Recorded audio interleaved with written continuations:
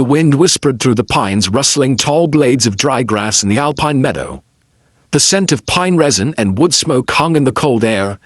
Nestled deep in the mountains, far from satellites and sensors, the log cabin stood like a forgotten relic. But tonight, it housed something ancient and something new. Terran Knox crouched low on a bench just outside the cabin. His jaw clenched, knuckles white against his knees.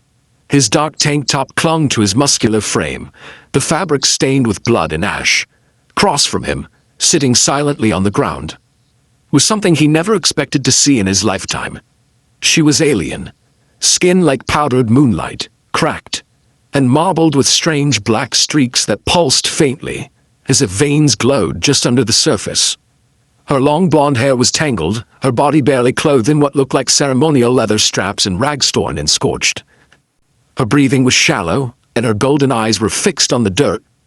Terran wasn't sure how she was still alive. He had found her slumped against the wreckage of an impact crater just a mile south of the ridge. No ship, no tech, just her, burned, bleeding, but alive, and terrified. He hadn't hesitated. He wrapped her in a thermal blanket, slung her over his shoulder, and brought her here. But now, she sat still, half collapsed yet proud, clutching her, sighed as though pain were an enemy she refused to acknowledge. A strange, elegant strength shimmered behind her injuries. "I'm not going to hurt you," said voice low and gentle. She lifted her gaze, eyes full of ancient storms. Eyes that had seen death, maybe galaxies of it. "You are alone." Her voice was rough but musical, her accent clipped, uncertain. Terran nodded. "Only me. No military, no signals. You're safe, safe," she whispered, tasting the word like it was foreign. "They lied. There is no safety." He leaned forward. "Who lied?" She hesitated, then said, "My kind, the Vexery. They sent me here to prove loyalty, a test of bonding." "Bonding?" Aran asked cautiously. She reached up, fingers trembling, and pressed her palm to her chest. "My name is Riari. I am of the Oathborn. I was told to find a human, any human, and bond. And what does that mean exactly?" Riari's lips trembled, her tone desperate now. "A merging of spirit and will, a communion. Once done, there is no separation, no betrayal, no pain. But it must be voluntary. It must be. Oh, welcome." Terran's heart pounded. It sounded spiritual, deep, dangerous. "You're telling me they dropped you from orbit, alone, wounded, and expect you to convince someone like me to merge minds with you?" "Yes." She bowed her head. "It's because I refused to become what they wanted. I was loyal once. Now I am a liability. So they gave me one last chance. Bond with a human, or die alone." The words hit him harder than he expected. He knew what exile felt like. It fled the Federation years ago, after exposing corruption in command. Lived out here alone, ever since. Terran stood and walked slowly over to her. She tensed. "Not afraid of you, Riari," he said softly. She glanced up. "You should be. Why?" "Because I carry a weapon inside my blood. Code. If I die, they will track the signature. They will come. And if we bond, they will come faster." Terran crouched in front of her, inches from her face. "Then why ask me to bond?" Tears shimmered in her golden eyes. "Because if I don't, I will lose myself. Because I felt something in you. You didn't run, carried me here. Her voice cracked. "I want to believe your kind has what we lost." He swallowed, voice hoarse, "And if I say yes," her hands trembled, "then I will be part of you. Your thoughts, your pain, and your strength will be mine. But you must let me in." A long silence stretched between them. The cabin flickered with warm firelight. Outside, the wind grew colder. Terran reached out slowly. His calloused hand found hers.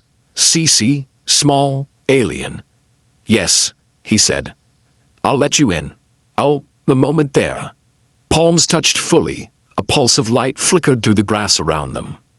Yari gasped, and her skin shimmered like liquid silver. Her breath caught. But then her face softened, calm. At peace. For the first time she looked at him in awe. He did not resist. No reason to, he said, voice steady, not the only one who's been alone, but the peace didn't last. In the distance, a rumble echoed through the mountains. Riari stiffened. They found us. Taryn stood. And let's make sure they regret it. She rose with him, strength returning, light glowing behind her eyes. She looked less wounded now, more warrior, more his. The signal pulse hadn't lasted more than a second, but it was enough. Riari stood beside Taryn, no longer shaking, no longer helpless. The glow beneath her skin had faded to a steady warmth, like veins pulsing with liquid starlight. Her breathing had stabilized, and with it, something intangible had changed between them. Taryn felt it in his spine, like her presence was now bedded in him. Their bond wasn't just symbolic. She could feel his heartbeat, his fear, his instincts, and he could feel her urgency, her resolve, something else beneath it. All grief. They'll send a scout unit first, she said, eyes scanning the tree line. Hoverfangs. Small, fast, autonomous. Meant to tear through bone and gather evidence. If we stay here, they'll kill us both. I've got a hidden exit through the cabin floor, Taryn said quickly. Tunnel opens a quarter-mile east. Beneath the ridge, leads into the ruins of an old mining shaft. She nodded. Will it conceal us until we're deeper in? Yes. But I've got weapons inside. And suits. You'll need one. Don't wear armor, she replied with a half-smile. But I will take your tech. For now, he almost smiled back. Inside the cabin, the air was warm and thick with wood smoke. Taryn crossed to the floorboards, behind the hearth, and kicked a loose plank, lifted to reveal a ladder and a pack. He tossed it to her. She pulled out a matte black field vest and a plasma pistol, examining both with curiosity. This is primitive by Vexery standards, she murmured. It still burns holes in things, he said. And right now, that's good enough for me. Shh. She slipped the vest over her bare shoulders and adjusted the straps. Taryn caught himself staring not just at her alien elegance, but at the way she moved now, confident, controlled. He realized the bond had stabilized her condition physically and emotionally. She wasn't just surviving anymore. She was preparing to fight. A high-pitched whine sliced through the forest silence outside. Taryn froze. Scouts, Riari whispered. They both ducked. Taryn grabbed a rifle from a hidden compartment in the wall. You ever fire one of these? Or shook her head. I don't need to. I have this. She tapped her temple. He raised an eyebrow. Telepathy? No. Something deeper. Since we bonded, I can amplify neural disruption. But I must be close. I hope you like close combat. A sudden crash split the air. Corner of the roof exploded inward, splinters flying as a silver drone, a hoverfang, ripped through the ceiling like a blade through paper. Taryn rolled and fired. The bullet ricocheted off its armor. The machine snapped open, a multi-jawed maw of worry metal teeth, lunging. But before it could reach Taryn, Riari. Move fast, she leaped, one leg twisting midair, landing behind the fang with inhuman speed. Her hand slammed against the base of its skull, unit-hand, with a pulse of energy. The drone dropped, twitching violently, lights flickering out. Taryn stared. That was incredible, he muttered. I told you, she said calmly. They made. Near weapon. Another sound echoed, this time from above the tree line. A thudding hum. Multiple signatures. Troop carrier, Riari confirmed, her eyes narrowing. 5 minutes. Maybe less. We're not staying, Taryn said, grabbing his emergency pack. Let's move. They fled through the tunnel hatch, closing the plank behind them. Darkness swallowed them quickly, the only light from the dim blue glow still radiating faintly from Riari's skin. The narrow passage twisted beneath the earth. Taryn led the way with practiced steps. You've lived here long, she noted behind him. Since the war ended, he said. I was a Federation pilot, did things I shouldn't have, saw things worse. I understand. He looked back. Yeah, she nodded. War stains the soul. That's why they sent me here. My soul was no longer clean enough for their future. Taryn didn't respond. But he understood more than she knew. They reached the mine opening at the ridge's base. Cool air drifted in. Behind them, the sky was pulsing, now red lights scanning the forest. They're here. Riari touched his shoulder. There's still time to run. Leave me. No, he said firmly. You're bonded to me now. And I don't break promises. She blinked slowly. Something tightened in her throat. He didn't see her wipe the tear away in the shadows of the ancient mine. They regrouped. I've got stored fuel cells, drones, even a railgun buried under here, Terran said, opening a cache. Never thought I'd need them again. Now you do. He tossed her a small magnetic detonator. You plant this on one of their fangs. It'll disable their comm relays. That'll buy us time. I'll buy, she smiled. You trust me with explosives. Already? I just bonded with your soul. A bomb feels safer. A laugh light and real echoed softly. Then her smile faded. But it won't be enough. Not if they send a warden. What's a warden? A Vexery elite hunter? Sent. When someone bonds outside caste, they'll rip through this mountain. Terran cracked his knuckles. Then we don't wait for them to come to us. You want to strike first? She asked. He nodded. Draw them away from this place. Hit them fast. Hit them hard. Make them think we're running. I know this terrain. They have the high ground. She tilted her head. Think like one. Of us. Maybe I've always been one of you, he said. They locked eyes.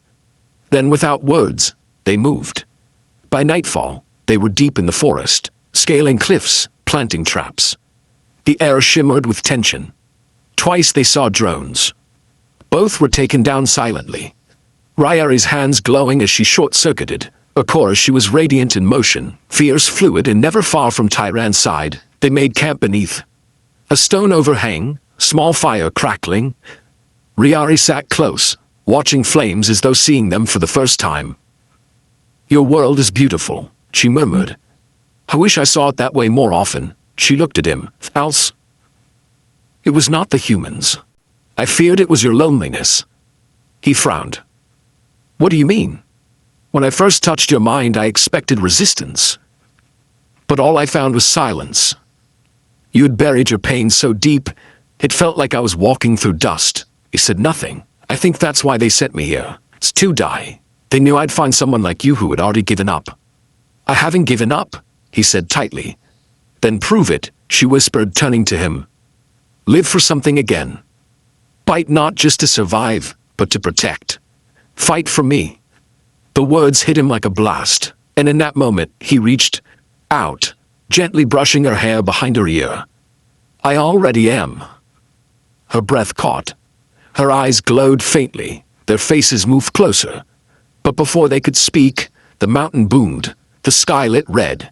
A massive shadow fell across the ridgeline. Ryari's voice turned to a whisper of dread. The warden is here.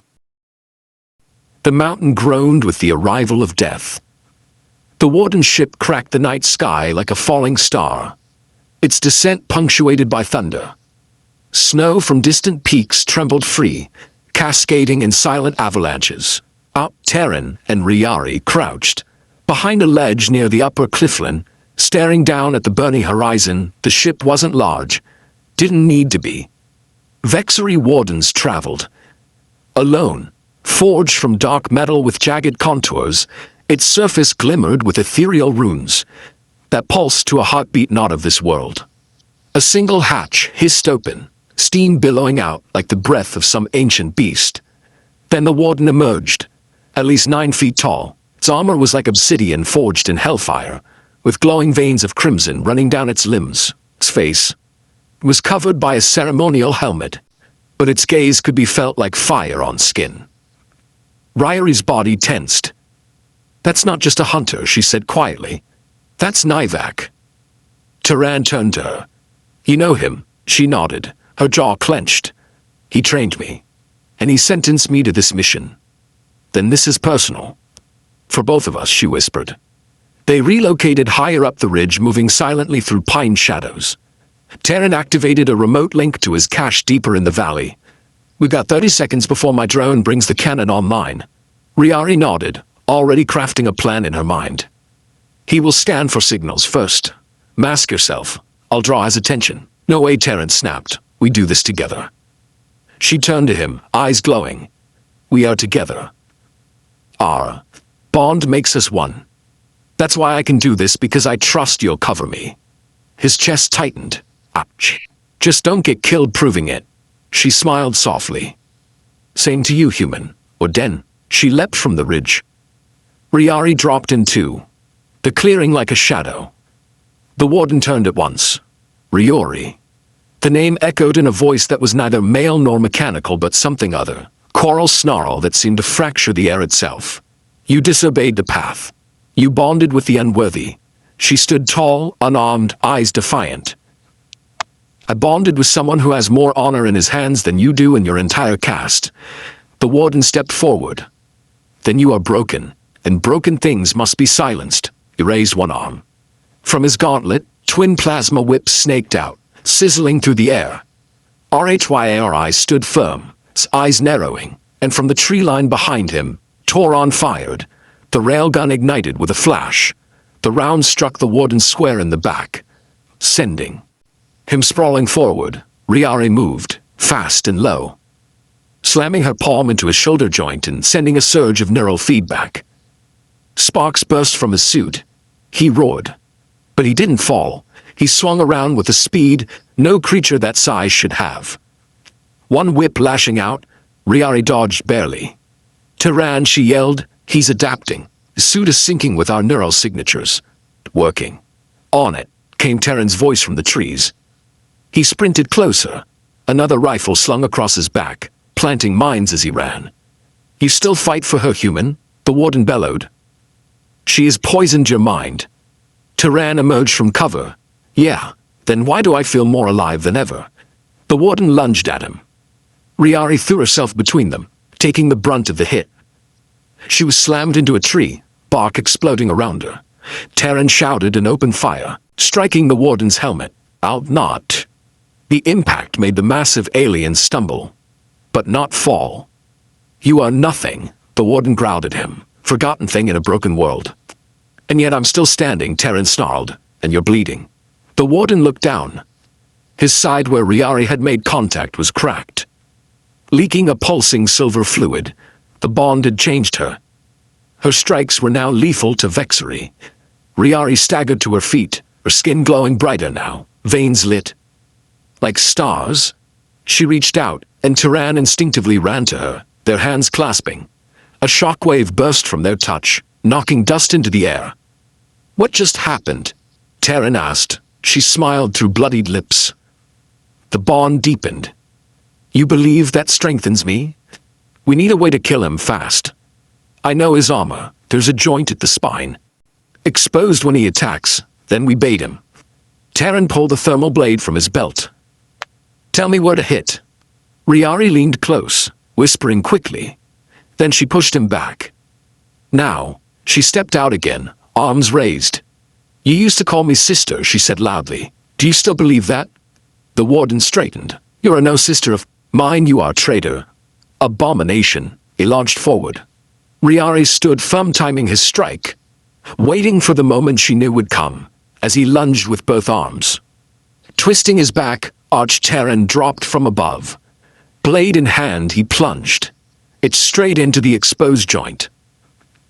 The warden screamed, his entire body locking in violent convulsion.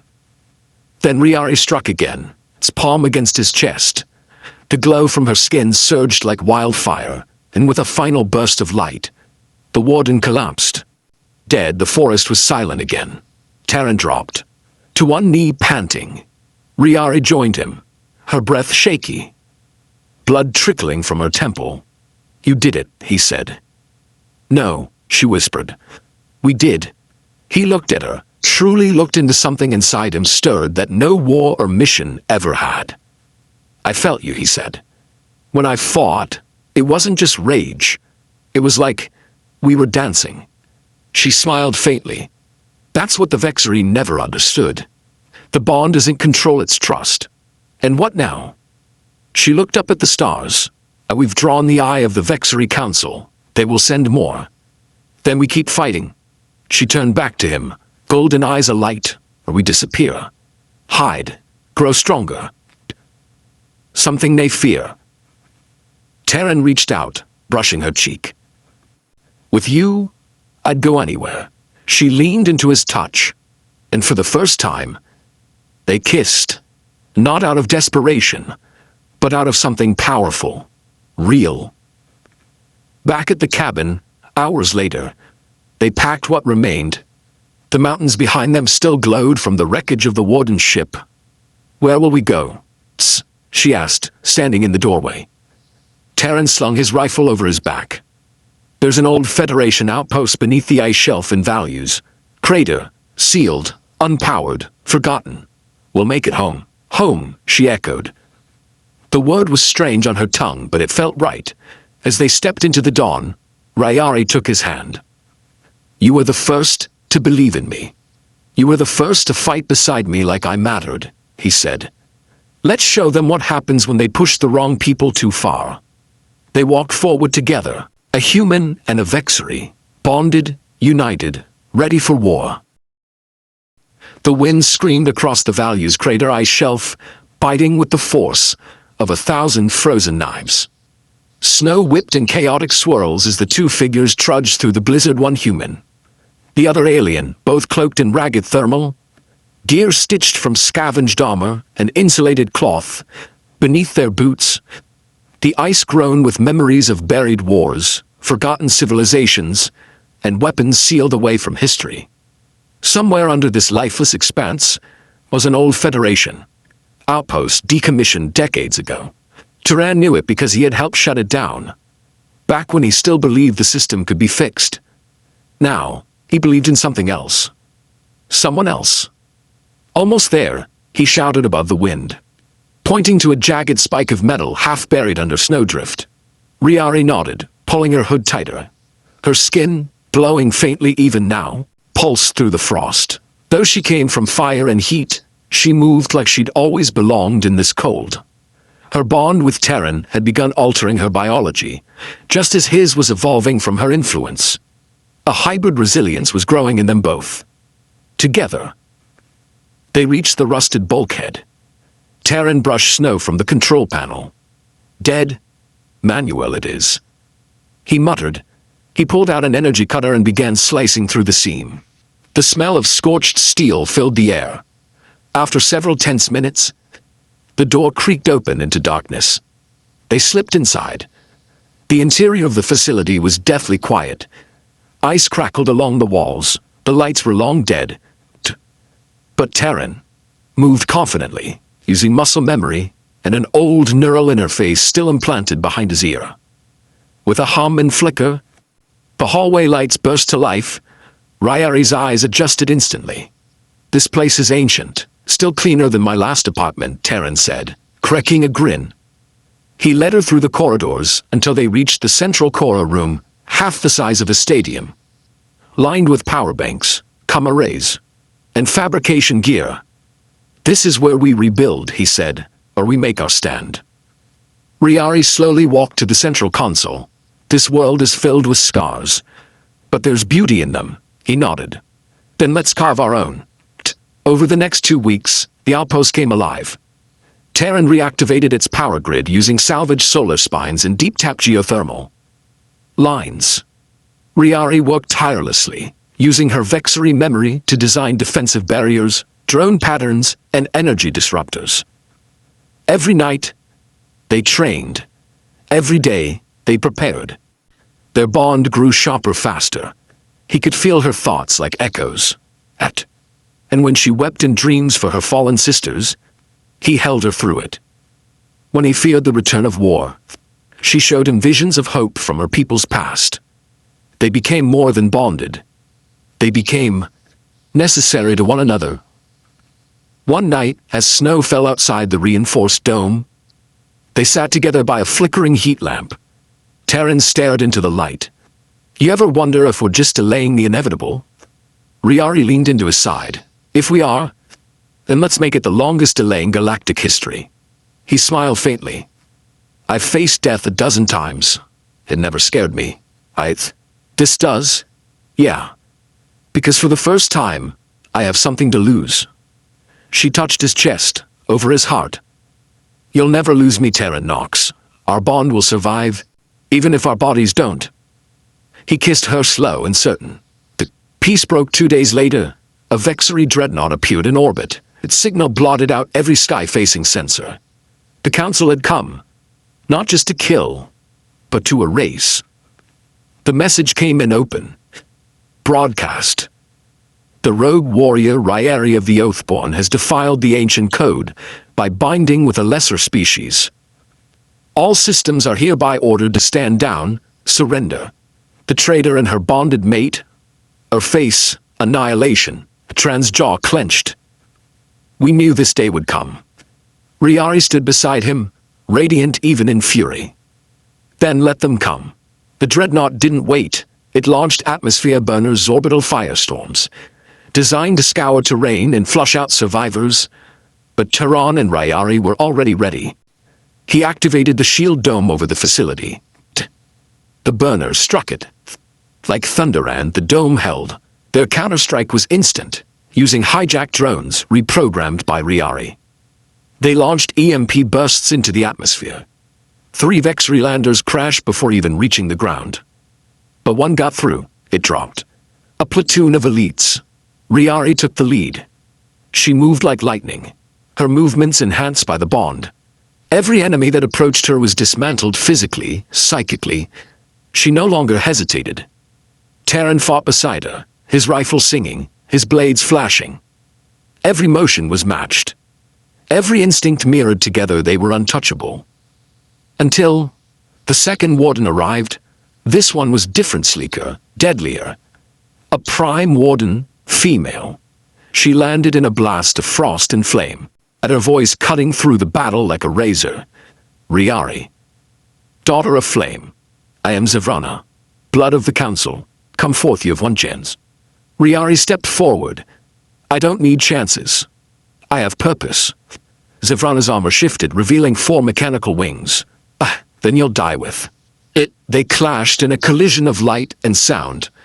Tehran fought to reach her, but the battlefield split around them.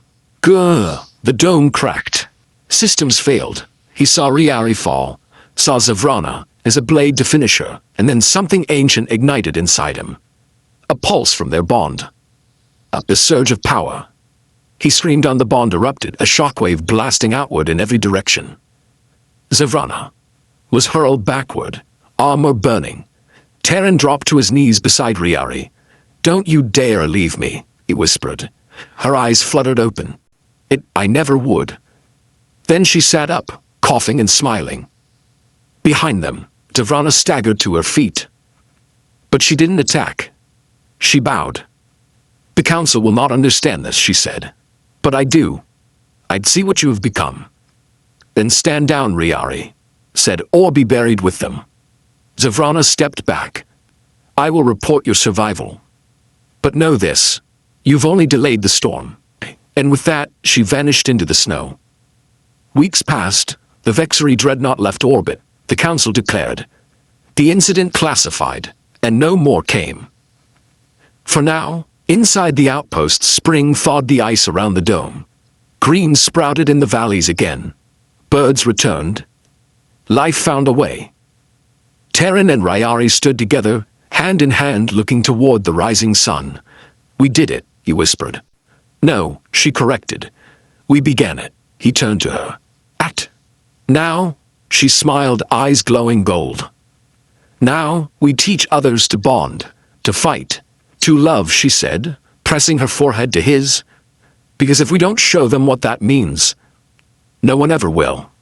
And in that light, 2 souls, once broken, became something whole, something unstoppable.